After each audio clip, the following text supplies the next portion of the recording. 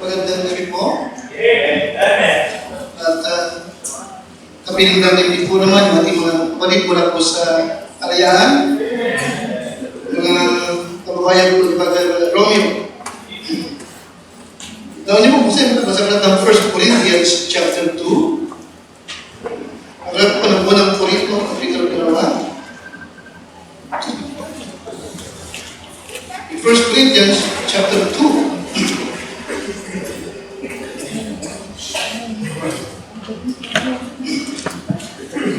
Madalas ay ating ginugrupo ang tao sa maraming pagkaraan. Ano po? Ngayon madalas ay ating ginugrupo sila sa kanilang lahi, mga Amerikano, Chinese, African, Asian.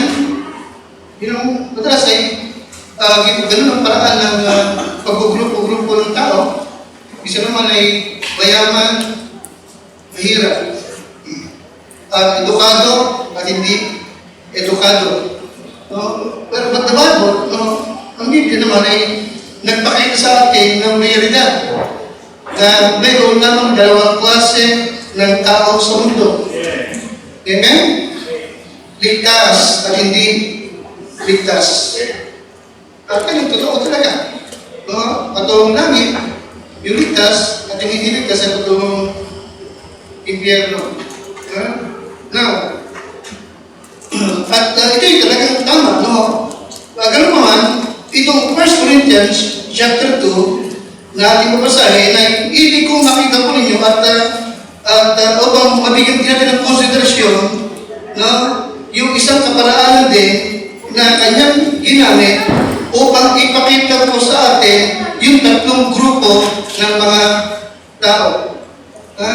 The 1 Corinthians chapter 2, verse number 14. Ready po ako? Verse number 14, nandiyan kayo? Alright. Yung unang grupo ni Pablo is what? The natural man. But the natural man receiveth not the things of the Spirit of God, for they are foolishness unto him. Neither can he know them, because they are spiritually discerned. But he that is what? Spiritual. Unang grupo ay what? Unang grupo? Natural man. Pangalawang grupo, verse number 15 is what?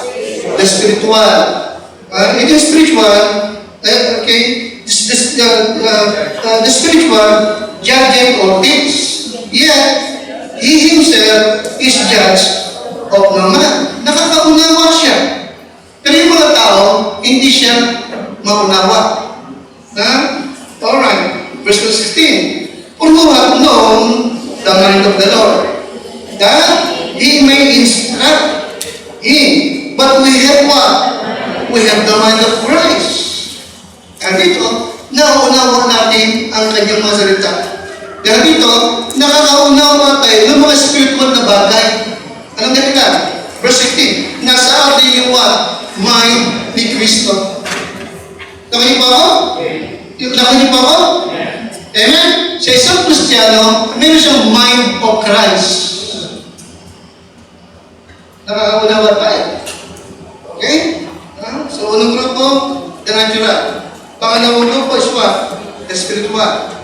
Verse chapter 3, verse number 1. And I, brethren, could not speak unto you as unto spiritual, but as unto carnal, even as unto babes in Christ. I have fed you with milk, and not with meat, but with hitherto ye were not able to bear it. Neither yet now are ye able, for ye are yet what? We are carnal. Ano yun? Amen? Yung isang grupo, natural man. Isang grupo is what? Spiritual man. Ano yung pangatlo? Carnal man. Now, ito yung ating magiging outline. At dito, makita niyo po yung tatlong division. Tatlong division ng mga tao. Okay? Pinagbukod-bukod. Diba? Tatlo. Ngayon, isipin ng mga tao ito, okay, ay pinagpukod-pukod according to their ability to understand and receive what? The Word of God. Amen? Amen? Yung natural man, ano sabi ng Bible? Hindi niya matanggap ang mga bagay ng Diyos. Amen? Yung spiritual naman is what? Tanggap niya, naunawa niya, pero hindi naman siya maunawaan ng iba. Amen? Spiritual. Amen? Yung carnal naman, anong sabi? Ha? Yung spiritual, same. Yung carnal is what? Ito. Sabi ni Pablo, verse 1, 3:1, and I, brethren, they are carnal, pero tinawag ni Pablo sila what? Brethren. Naman niyo po ako? Amen. Amen? Amen? So, ibig sabihin, brethren, saved. Amen. Christian. Amen? Pero anong tawag ni Pablo sa kanila? Carnal kayo. Amen? So, maliwanag, meron pa rin tatlong division ng tao. Maliwanag ba? Amen? Amen? Kahit sa mga Baptist churches, minsan itong tatlong division ito, makikita mo. Doon po tayo lahat tayo pinilangin. Ang mapagpala ng Diyos sa ating mga. Kami ito malapit. Humihingi, Panginoon, ng iyong tagtubay, ng iyong pag-ibigay sa amin ng unawa, liwanag, kalakasan, boses, Panginoon. Para may pangalan ng iyong salita ayon sa iyong kagustuhan o kalooban. Gamitin mo lamang ang Panginoon kong Diyos at magturo ka, mausap ka sa iyong mga tao. Iniibig ko lahat ng sa pangalan po ng Panginoong Jesus. Amen. Kaya yun ang ating title, 3 classes of men. The 3 classes of men. At bago nga hindi ito, sa chapter 2, verse 14, ay makikita nyo, the natural man. Alright? Outline number 1, the natural man. Now, according to verse number 14, itong tao ito na natural, sa number 14 is what? But the natural man received not what? Yung natural man, hindi niya matanggap ang alin? Okay? Yung mga bagay ng Diyos. Okay? Hindi matanggap. Alright? Ano sa Bible? Bakit hindi niya matanggap yung mga bagay ng Diyos? Sapagkat ito'y what? Ito'y kamangmangan sa Kanya. Bakit kamangmangan sa Kanya? Kasi hindi niya maintindihan. Nang madalas ang tao, kapag hindi niya maunawa yung isang bagay, anong sabi niya? Kalokohan yan. Bakit kalokohan sa Kanya? Kasi hindi niya maintindihan. Paliwanag ba? Kaya niyang basahin ng Bible. Amen? Kaya niyang basahin. Pero sa Kanya, kalokohan sa pagkabat, hindi niya maunawa. Ano nila? Ano klaseng tao siya kasi? Natural. Okay? Now, let me go to siya, no? The things of God are revealed by the Spirit of God. Ang mga bagay niya, para maunawa mo, ay sa may Diyos na nagre-reveal sa iyo. Sa pagitan ng Kanyang Espiritu na tumatahan sa atin. Naman na mataya. Kaya kung ikaw ngayong ako ito, no? Nakikinig ka lagi ng salita ng Diyos, binabasa mo ito pero hindi mo maunawa at hindi mo matanggap, isa lang ibig sabihin. You are what? Ano ka? Natural man. Okay? Natural man ka, anong dahilan? Sa pagkat wala sa iyo ang Espiritu ni Kristo.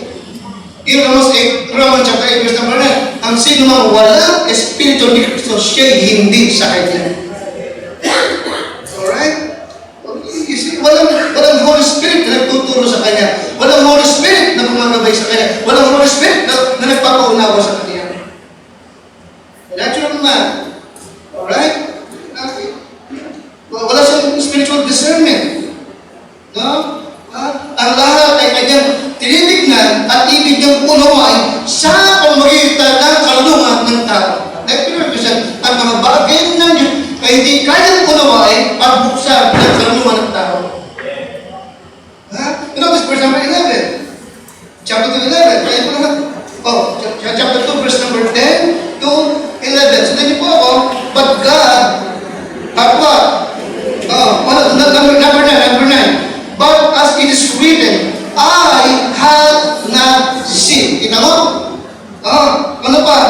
ear heard, neither have entered into the heart man. Alin? The things which God hath prepared for them that love Him. Kita niyo ba yan? Kaya madalas ito mga tao ito, gaano ang katalino, hindi naniniwala sa langit. Napakatalino pero hindi naniniwala sa impyerno. Napakatalino pero hindi niya matanggap na ang kaligtasan ay by grace through faith, not by works. Ipakita mo maniwala sa Bible, basahin mo, hindi pa rin matanggap, sabagat hindi niya kaya unawan, sabagat wala siyang espiritu ni Kristo.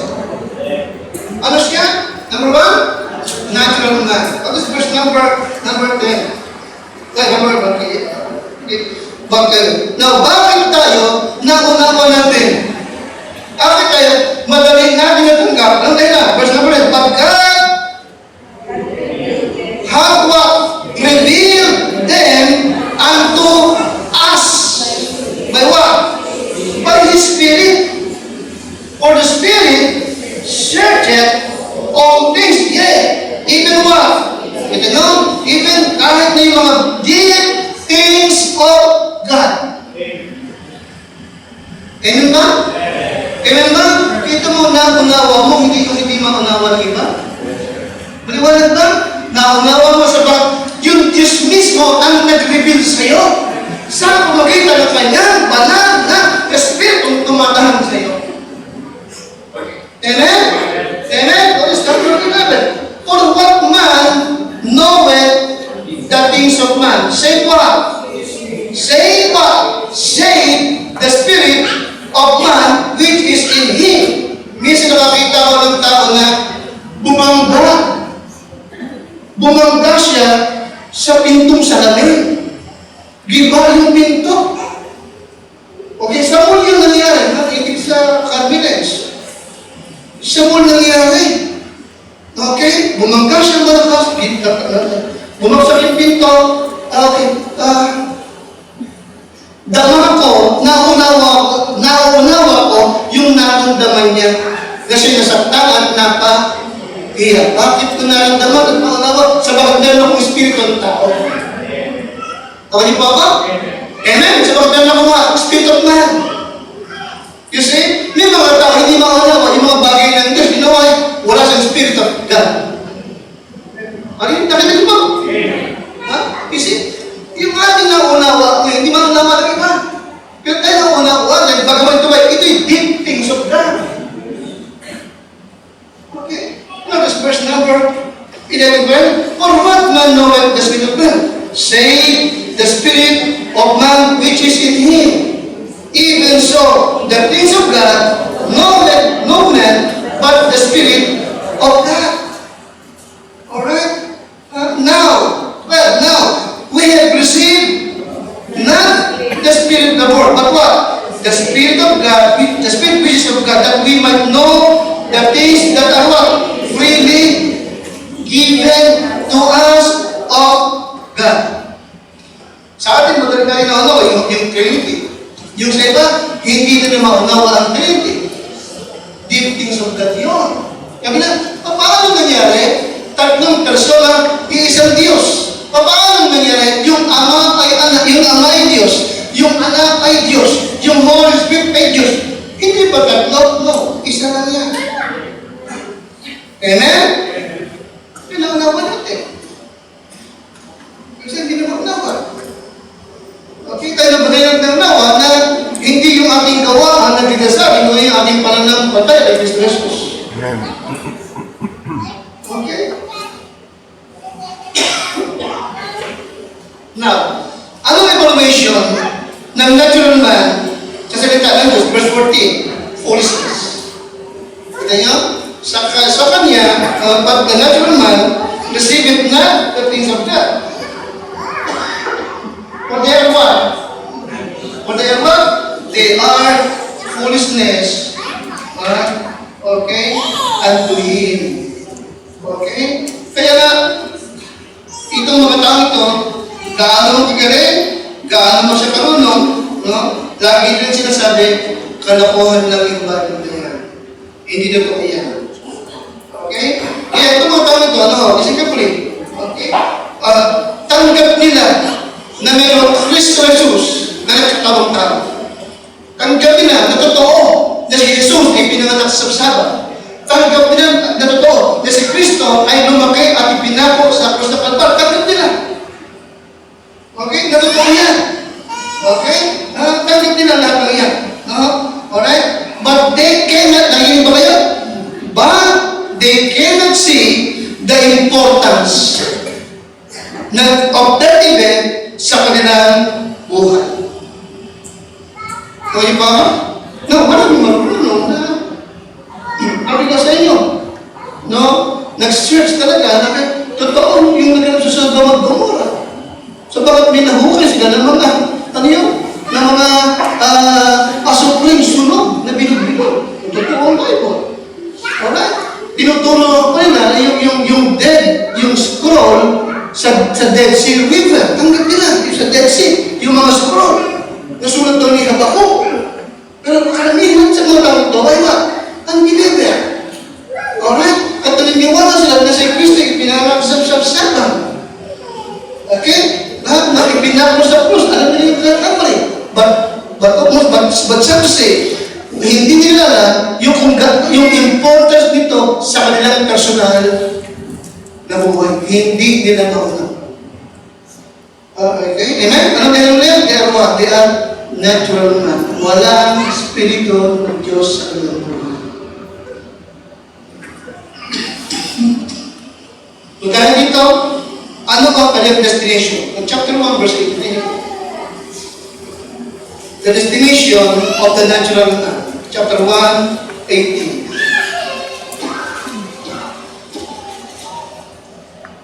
Pwede na kayo?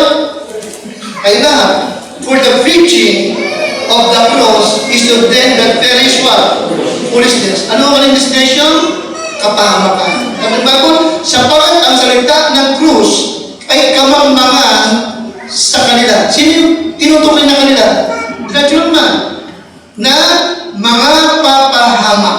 Ngunit ito'y kapangyarihan doon sa ating na mga ikaliligtas. Ano ang kanilang destinasyon? Hell. Hell. Okay? Sapagat hindi nila matanggap ang salita ng Diyos. Hindi nila matanggap sapagat hindi nila maunawaan. Now, secondly, pangalawa, chapter 3, verse number 1, the carnal man. The carnal man. Na itong carnal man ay ligtas. Sabi ko sa inyo, sa chapter verse number 1, tinawag si Pablo na mga kapatid. Sabi Pablo, ako, mga kapatid, ay hindi makapagsalita sa inyo ng tulad sa nasa Espiritu, kundi tulad sa mga nasa lamang, sapagkat kayo'y sanggol pa rin kay Kristo. Alright? The carnal man, yes, okay? They are saved. Meron silang Spirit of God. Sapagkat sa chapter 3:16, kami ni Pablo, hindi nyo ba alam na kayo'y templo ng Diyos? Sino ba nakasapag? The carnal. Kristiyano, carnal. Alright? Kanya manilin siya? No, si Pablo, siyempre, ay umabot ng 5 taon sa Corinto. Kaya itong mga tao ito na kanyang pinakausap ay 5 years ng Christian. Nakikinig ba sa akin? They are 5 years ng Christian. Pero pag-abot 5 taon ng Kristiyano, okay, according to verse number 1, ano silang klaseng Christian? Sanggol pa rin. Nakikinig mo? 5 years ng Christian, nakapalibalan ba? Tinawag ng brethren. Alright, pero anong klaseng Christian? Mature babes. Sanggol pa rin. Paliwanag. Ano siya? They are carnal sapagkat hindi lumalago sa Christian life. Paliwanag ba? They are Christian, pero carnal sapagkat hindi lumalago. At pangalawa, ay hindi rin lumalago sa kaalaman ng Diyos. Notice verse 16. Kaya lahat. Ano ang ginamit salita? Verse 16, ano unang salita? What know ye not? Nakalimutan ba? Amen? 5 years na Christian, pero hindi nila alam na sila yung templo ng what? Pakalabas? Templo ng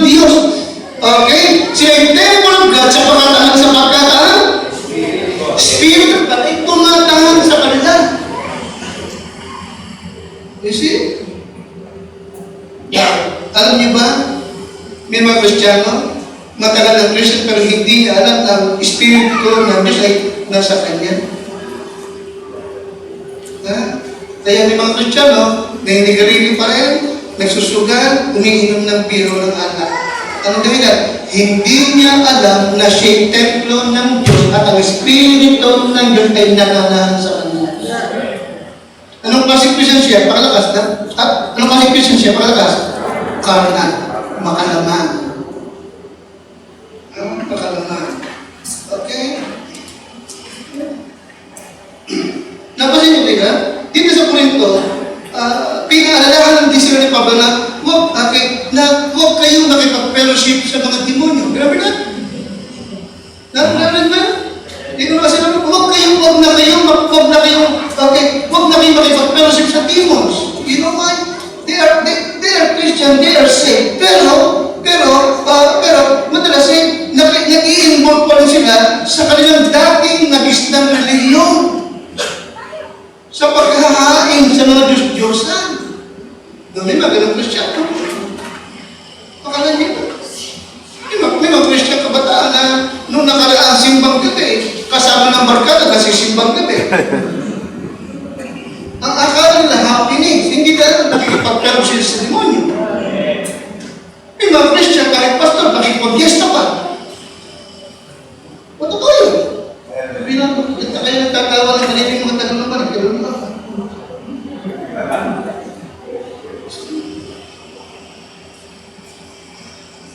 Takal na. Okay? Bakit takal na? Sapagkat bagamat tumabok ng limang taong pagiging Christian, ano pa rin siya sa kanyang faith? Sanggol pa rin kay Kristo. Nag-isip Christian, no? Tayong lahat ay dumaan sa pagiging sanggol sa pananampalataya. Tayo lahat ay dumaan. Okay?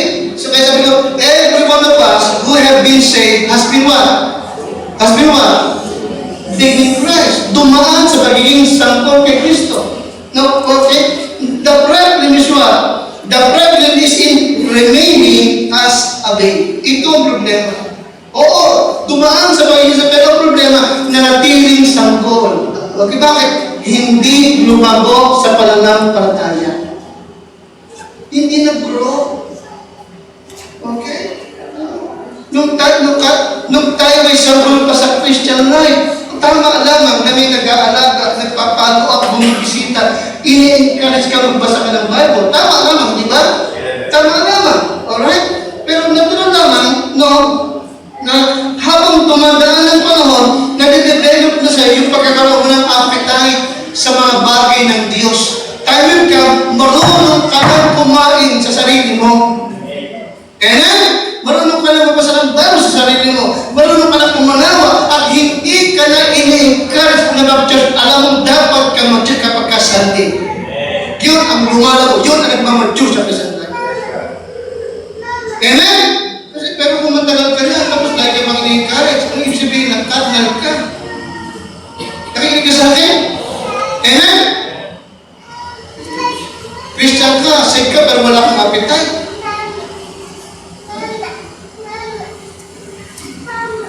Yung ibang magulang sa'yo, dumaan kayo dun sa yung anak mo. Pipilitin pang kumain. Diba? May mga magulang na habol ang anak, hinahabol pa, susubukan. Nakinig kayo? Umaabot pa ng kalsada. Subuan lang yun. Pabayaan mo yun. Huwag ka rin kaming ako, hindi mo habulin. Siya lumalaki. Alam mo sa mga tinapay mo eh. That's question. Kakain na. Wow!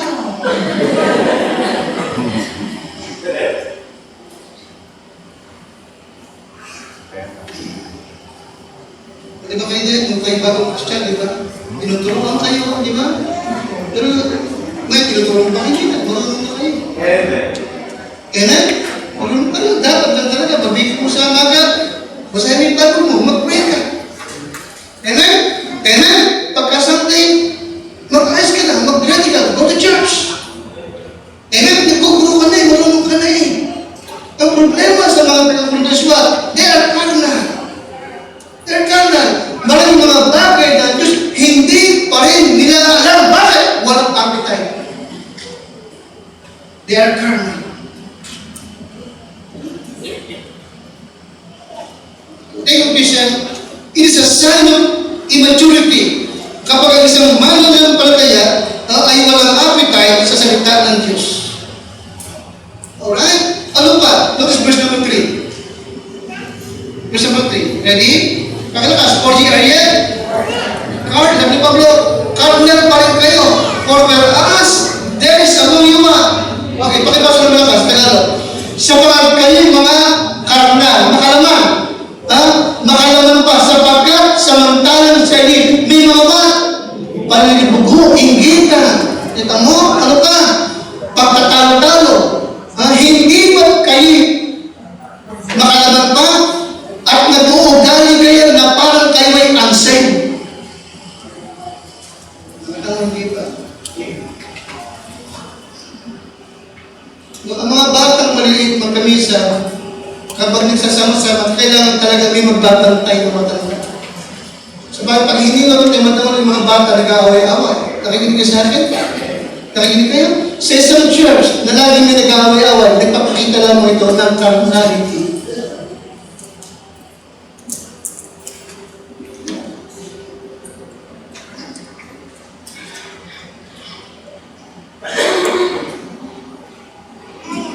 Karamihan ng mga churches na i-split, nahahati. Nakikinig mo kayo? May mga church, karamihan ng mga churches na nag-i-split, nagkakahati ay hindi dahil sa doktrina. But because of what? Personality problems. Kaya tayo dito, lagi yung ating paalala. Di ba ba? Nabigis Are you listening? Okay. Huwag kang maging bitter ka rin naman.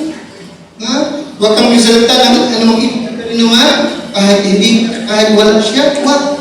Speak even to no man. Kaya ngayon, speak even to no man.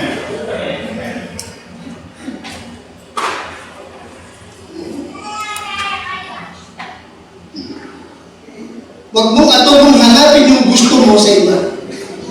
Huwag mong hanapin yung sarili mo sa iba. Magkakaiba kayo. Okay?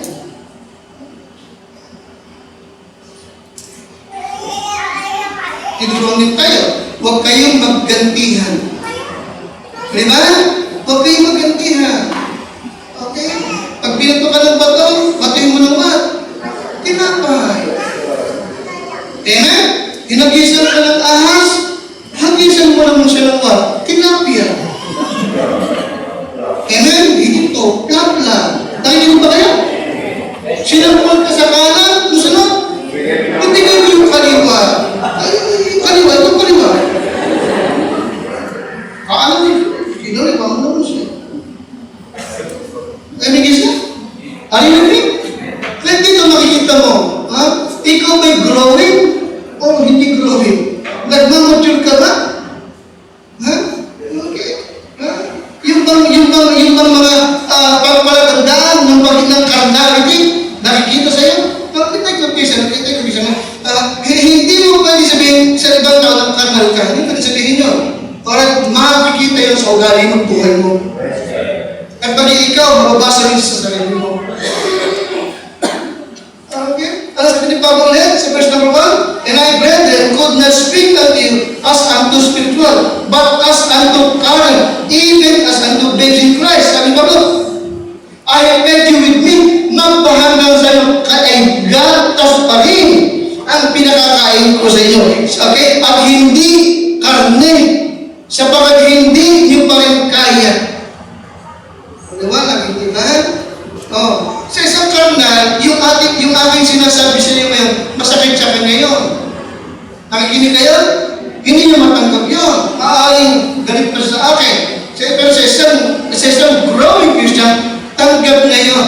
Sapagat nakikita niya, tinuturuan siya ng Panginoon. Pinapaalalahanan siya. At tinuturuan siya na maghiyasat ng kanyang sarili. Ano yung unang grupo?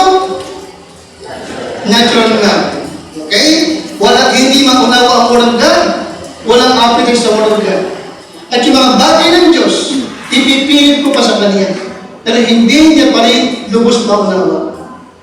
Yung carnal naman, may pangunawa na. Tama nga ba? And may pangunawa, kalakay lang, ligtas na, pero makalaman pa rin. Minsan uugali siya para siya ang believer. Are you listening? Are you listening? Ang believer, ano ba? Palaawan. Paliwanag ba? Mapagtalim ng galit. Paliwanag ba? Selfish. Makalaman. Bakit? Sapagkat dumaan ang maraming tao sa ating Kristiyanan, hindi siya lumago. Ano siya? Are you listening? Ang Pablo? Okay, kayo pa rin babes in Christ. Hindi pa rin babes in Christ. Ha? Okay. Notice verse number 4. Kaya na. For while one said, I am Paul, and another, I am Apollos. Ang sabi Pablo, hindi ba karnal kayo? Lagat na yun. Amen? Sabi nila, sino magpipigil? Si Pablo. Gagalawa ko. Amin kami. Si Apollos, gagalawa. Ay Pablo ako. Kaya Apollos ako. Nakatikin mo? Nakatingin sila ngayon sa kung sino mag-preach. Nakatingin sila ngayon kung sino magsalita.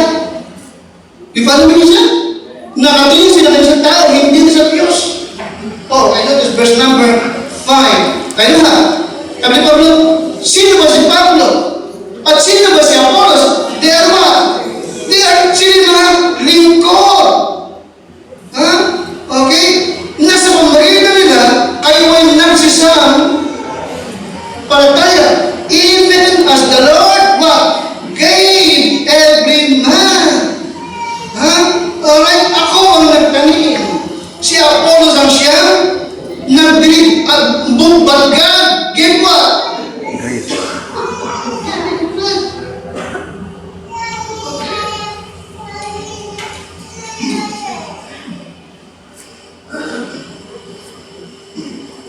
Kaya, kapag may Kristiyano, no, na namimili siya kung sino magtuturo ng Bible study, namimili siya kung sino mag-preach, dadalo siya kapag kayo gusto niya, pag hindi gusto niya, hindi siya dadalo, hindi pahiwatig lang na siya pakatakas, karna. Okay? Lumalakas siya para siya ang bilhin. Okay, bakit? Sa bakit yung mga tao niya, mga lingkod yan para mag-believer ng kanyang salita. Hindi sila ang nagpalago sa iyo, ang Diyos ang nagpalago. Right? Paring si Marvin ang siyang nagtanim, si Brother Boy ang siyang nagdilig, na dapat ang paglago ay nasa Panginoong Diyos.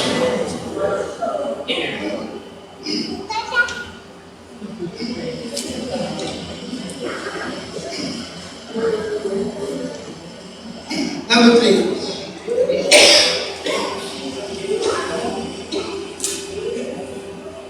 Chapter 2 and verse chapter 2 and verse 15. But he that is what? But he that is spiritual. Kaya kami naman, kaya dapat yung tatlong grupo, yes. Okay, yes, totoo. Meron dalawang grupo lamang ng tasupumuto, saved and unsaved. Alright? Dapat doon sa saved, meron pa rin isang grupo doon. Spiritual and then what? Dakal na. Ito ngayon tayo sa spiritual. Verse number 15. Chapter 15, dahil lahat. But he that is spiritual judgeth all things. Yet, he himself is what? Judge of no man. For who hath known the mind of the Lord, that he might instruct him? But we have what? We have the mind of Christ. Ito yung spiritual man. Nauunawa na niya yung mga deep things of God. Kaya na niya kumain ng karning matigas, hindi gatas lamang. Nauunawa niya yung mga deep things of God, pero hindi siya maunawa ng tao. Paliwanag ba? Paliwanag ba? Kagaya ko. Okay, nagtuturo ako ng minsan maaaring deep things of God. Nauunawa ng spiritual, pero hindi maunawa ng natural man.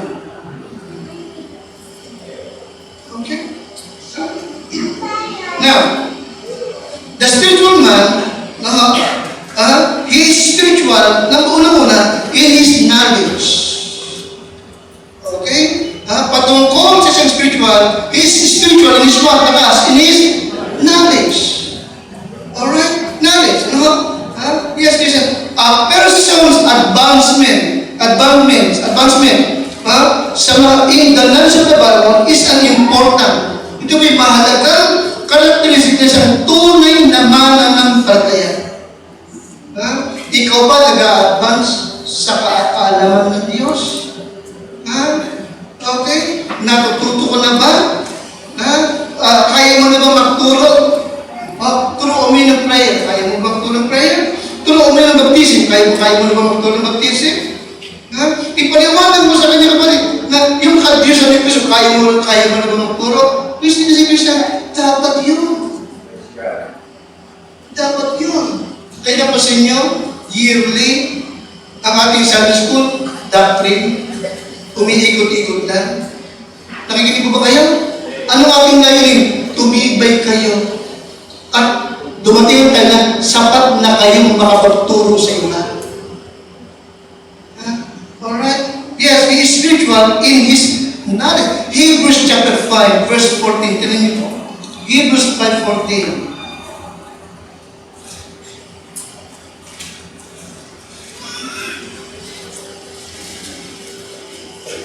Hebrews 5:14.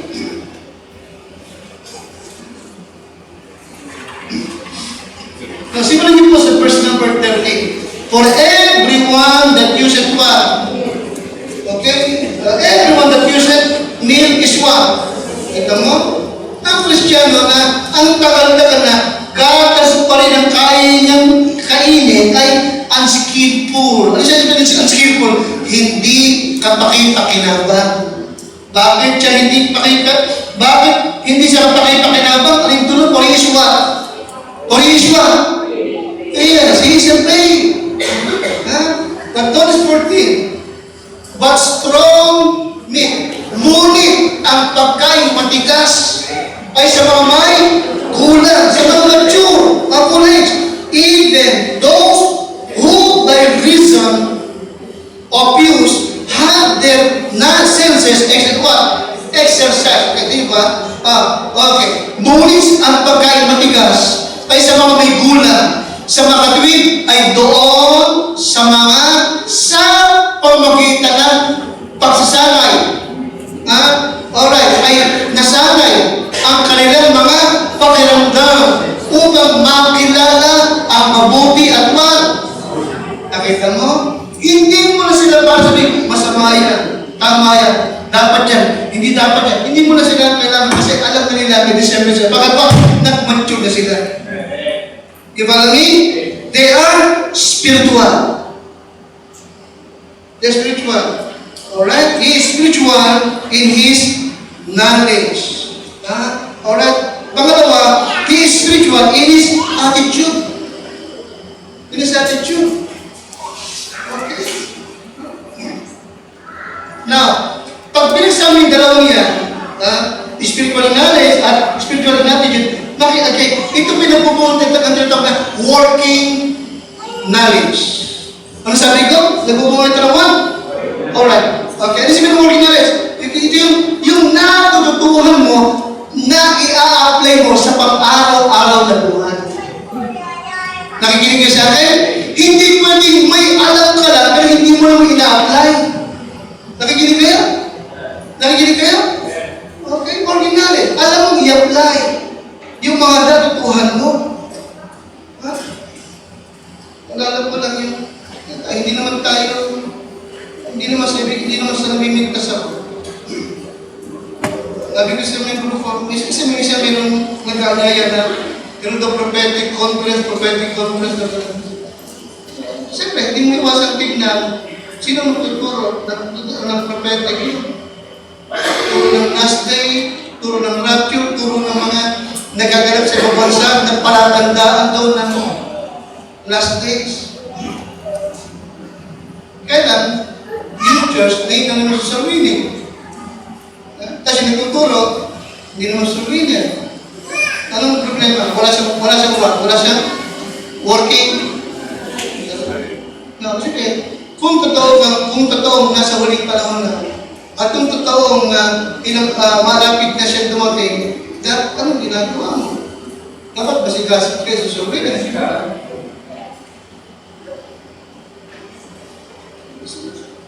So the spiritual, okay, he is spiritual in his life. He is spiritual in his attitude. Notice chapter 1, verse number 10. First Corinthians 1:10.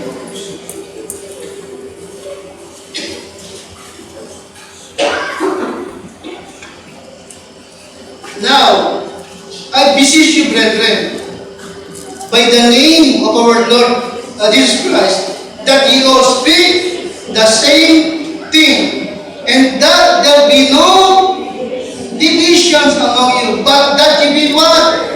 Perfectly joined together in the same mind and in the same what? Judgment. Kita mo? Spiritual in his attitude.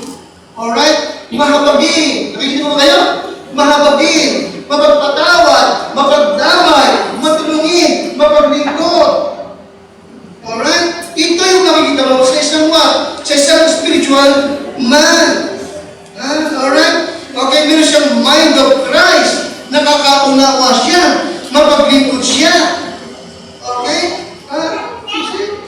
Spiritual in knowledge, in attitude, and then in service. In service, mapaglingkod siya. Alright? Ibig niyang magamit lagi yung spiritual gifts na natanggap niya mula sa Diyos. Ito yun. Alright? Again, Christian, you never have to tell. Hindi mo, nakikinig mo ba kayo? Hindi mo kailangan sabihin sa iba kung ikaw ay spiritual. Hindi mo kailangan sabihin yun. Bakit? Okay? Sapagkat nakikita nila sa'yo kung ikaw ay karnal, ikaw ay what? Spiritual. Alright? Ang spiritual na Kristiyano, lumalago sa kaalaman sa walang kahan. Pangalawa, alright? Makikita mo sa kanyang attitude. Diba? Attitude is what? Ano yung attitude? Attitude is our what? Mental and emotional response sa mga nagaganap sa ating paligid. Nakikinig kayo? Kaya yung spiritual na Kristiyano, nagre-response siya sa mga pangailangan na kanyang nakikita. Alam niya kung alam niya na kailangan niya mag-pray at mag-pray yun. Alam niya kung kailan siya dapat kumilos at sumuporta at maglingkod. Alam niya. Bakit? Sa pagkasikwat, ano pa si Kristiyano siya? Spiritual. Ito yung tatlong grupo pinakita. Di ba? Ano yung mga grupo? Natural. Save o unsafe siya? Unsafe. Sapagkat wala siyang Espiritu ni Kristo. At ang Word of God, ang mga bagay ng Diyos ay ano sa Kanya? Kamang sa Kanya. Anong pangalawang grupo? Kardan. Save siya o unsafe? Save siya. Anong problema sa Kanya? Bakit siya kardan? Kasi hindi siya nag-grow. Hindi siya nag-grow. Alright? Hindi siya nag-grow. At ano yung kardan sa Tagalog? Makalama. Maliwanag ko, makalama. Ano sabihin? Ang sinusunod niya siya, hindi yung spirito, kundi yung kanyang laman. Kaya siya karnal. Ang umiiwas sa kanyang ay yung kanyang flesh. Now, let me remind you, ang turo sa atin sa Bagriswa, walk in the Spirit, that ye shall not fulfill the lust of what? The flesh. Lumakad kayo sa Espiritu para huwag yung magawa o masunod ang gusto ng laman. Subalit ang karnal ay makalaman. Lumalakad sa udyok ng laman. Kaya malas, makikita mo siya. Baka pag-ahawag ka, ang safe ko. Pero magkataka ka, tinanong mo, safe naman. Pero bakit? Biyan ang buhay. Anong kasi Kristiyano siya? Karnal. Ano yung pangalawang grupo? Pangalawang grupo? Kailangan na what? Feel the Holy Spirit. At lumalakad sa Espiritu. Amen? Nag-a-advance sa Word of God. Amen? At makikita mo sa buhay niya, makikita mo sa kanyang buhay, no, ang bunga ng Espiritu. Okay? The spiritual man will have the mind of Christ. No? Alright? And will be more concerned for others sa halip na sa kanyang sarili lamang. And isa, nakikita mo siya sa mga pagbilingkuran. Nakikita mo siya sa reading, sa tuwa. Sapagat nag-i-enjoy siya na gamitin yung spiritual gifts na ibinigay ng Diyos sa kanya. Alin siya siya? Amen? Tapos na ako, alin na nga, sa lumban, isipin mo na walang masyadong special na. Akala ko mag-ibis talaga ito eh. Nakapagpasok pa lang. Talagang kompleto pa yung programa. Kompleto pa, no? Tatlong special number, may web pa. Nakakatawa, no? Yung mga tating, nung nagsimula tayo ng mga bata, nagsusolo, kumakanta ng solo, magagaling na. Kaya makikita mo talaga. Yung kung paano na, yung para mo nagdadala, diba? Yung talent, may binigyan ng 5, may binigyan ng 2, may binigyan ng 1. Yung binigyan ng Diyos ng 5, pagbalik niya, 10 na, diba? Yung binigyan ng 2, pagbalik ng Lord, 4 na. Bakit? Dumagot kasi ginamit nila. Nakikinig kayo?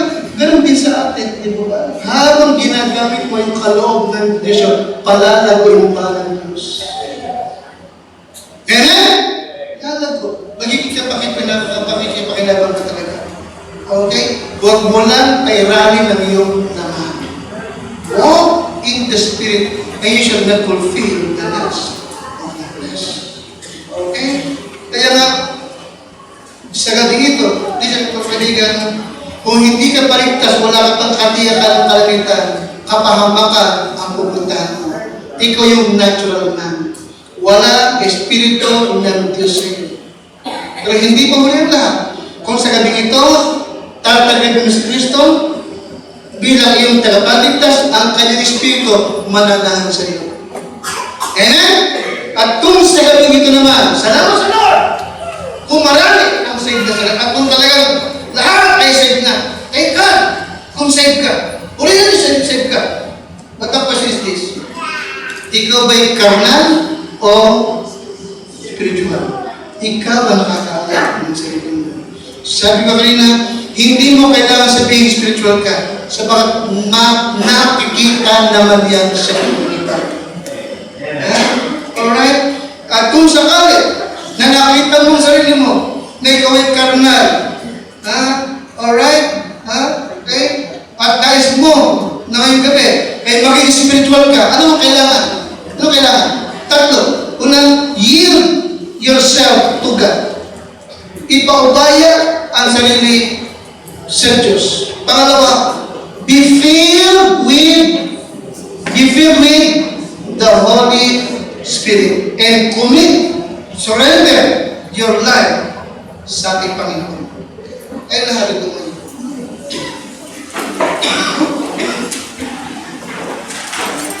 Panginoon, akin pong i-deliver ang iyong salita.